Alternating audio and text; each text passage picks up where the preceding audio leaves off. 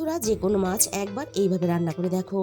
এইভাবে একবার যদি রান্না করো, অন্য সমস্ত পদ্ধতি ভুলে যাবে। বারবার কিন্তু এইভাবেই রান্না করতে ইচ্ছে করবে। প্রথমে আমি এই রান্নার জন্য একটা মশলা বানিয়ে নেব।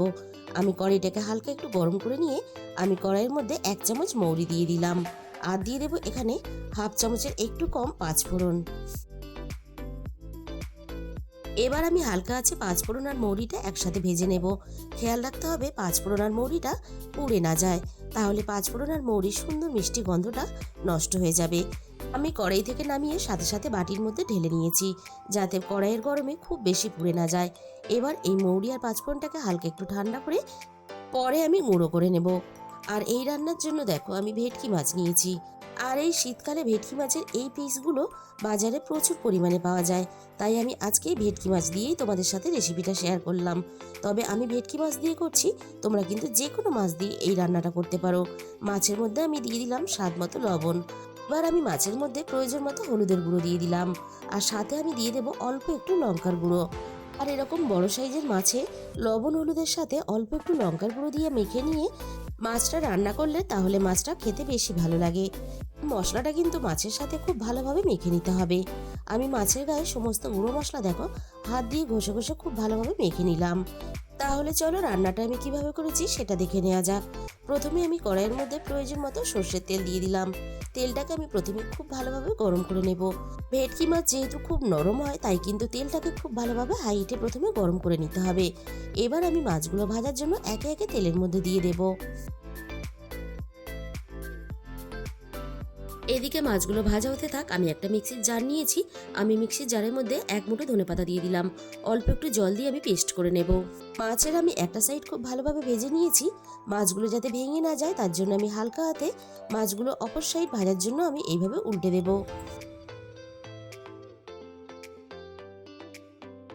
মাছের আমি দুটো সাইডই দেখো বেশ লালচে করে একটু কড়া করে ভেজে নিয়েছি। এবার আমি সমস্ত ভাজা মাছগুলোকে কড়াই থেকে নামিয়ে নেব।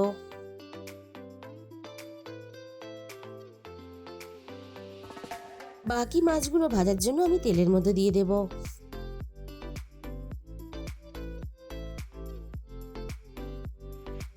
তেলের পরিমাণটা কমে গেছে, তাই কিন্তু আমি আবারও সর্ষের তেল দিয়ে দিলাম। সবগুলো মাছ আমার এখানে ভাজা রেডি হয়ে গেছে। এবার আমি বাকি মাছগুলো কড়াই থেকে নামিয়ে নেব।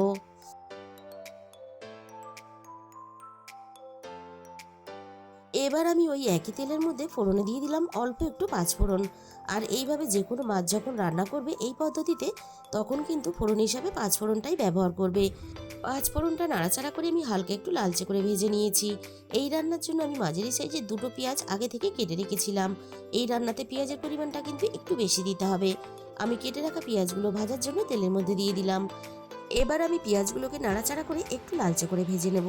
তবে খুব বেশি কিন্তু লালচে করে ভাজবে না, তাহলে পেঁয়াজের সুন্দর মিষ্টি স্বাদটা নষ্ট হয়ে যাবে।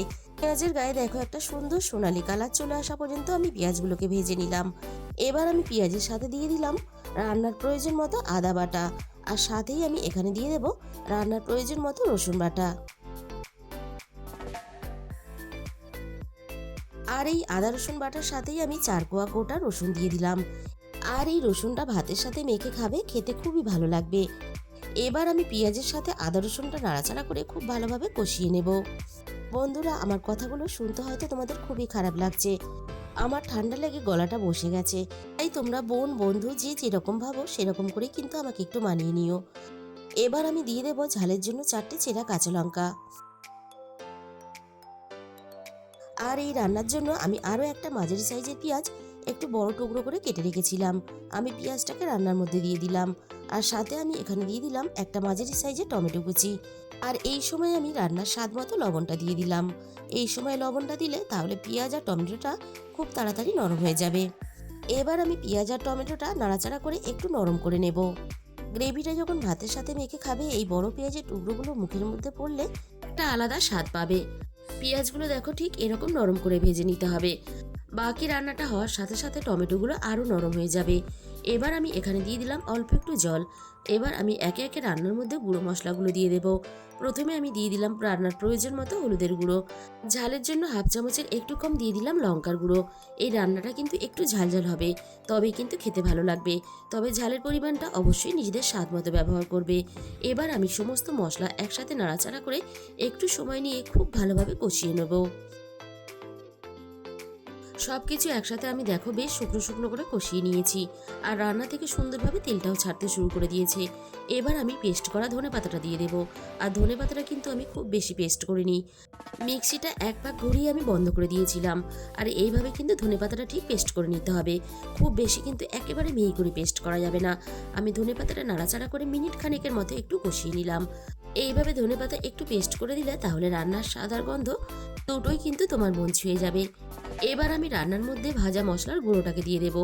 আর ভাজা মশলার গুঁড়োটা দেখো ঠিক এরকম মিহি করে গুঁড়ো করে নিতে হবে। এবার আমি ভাজা মশলা গুঁড়োটা সবকিছুর সাথে শুধুমাত্র নাড়াচাড়া করে মিশিয়ে নেব। ভাজা মশলা গুঁড়োটা কিন্তু কষানো যাবে না, তাহলে ভাজা মশলার স্বাদটা নষ্ট হয়ে যাবে। এবার আমি গ্রেভির জন্য 1 গ্লাসের একটু বেশি জল দিয়ে দিলাম। আর এই রান্নাটা কিন্তু খুব বেশি একেবারে পাতলা গ্রেভি করে রান্না করা যাবে না, একটু গাঢ় গাঢ় রেখে রান্নাটা করে নিতে হবে। এবার আমি সবকিছু একসাথে নাড়াচাড়া করে খুব ভালোভাবে মিশিয়ে দেব। আর গ্রেভিটা হালকা একটু ফুটে ওঠার জন্য অপেক্ষা করব। গ্রেভিটা দেখো হালকা ফুটে উঠেছে। এবার আমি ভেজে রাখা মাছগুলোকে একে একে গ্রেভির মধ্যে দিয়ে দেব। বন্ধুরা, যে কোনো মাছ দিয়ে একবার হলেও তোমরা এই রেসিপিটা এই মশলাগুলো দিয়ে ট্রাই করে দেখো। আমি তোমাদের গ্যারেন্টি দিয়ে বলতে পারি তোমাদের ভালো লাগবেই। এবার আমি গ্রেভির সাথে মাছগুলোকে নাড়াচাড়া করে খুব ভালোভাবে মিশিয়ে দেব। আর মাছগুলোকে খুব ভালোভাবে নরম করে রান্না করে নেব।